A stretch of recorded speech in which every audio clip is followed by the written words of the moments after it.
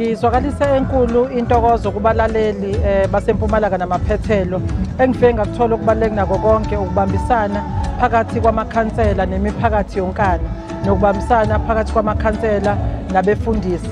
Abantu kumele bazothamela lolu hlahlomali ngoba kubalekile ukuthi abantu baphile ngokwenyama khona bezokwazi ukuphila nangokomphefumulo.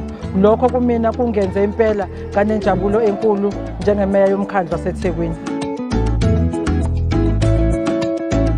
Wonke umuntu obesukuma la kungihlaba umxhwele kokuthi ubesho ukuthi sisukaphi, yini emjabulisayo emphakathini wangakubo, yiziphi ingqinamba abasenazo, ikuphi ekumele sithi ukhuphula amasokisi kona, ikuphi abafisa ukuthi kungenzeki emphakathini abakuyona.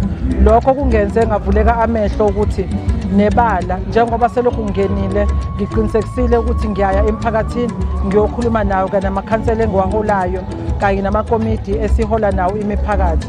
Asithi siliphasisa uhlelo ngoJulayi kube kushona phansi ebantwini kusetshenzwa okunoma kube kuqalwa phansi kuplanwa, futhi sithi ama-project waplanelwayo akuba ama-project osekulunge konke kwawo asefuna nje ukuthi kufakwe imali. Ngithi-ke kuma-officials omkhandlu waseThekwini asibambisane ukuthi lokho kwenzeke ukuze abantu bakithi baqhubeke bakwazi ukuthola amathuba omsebenzi.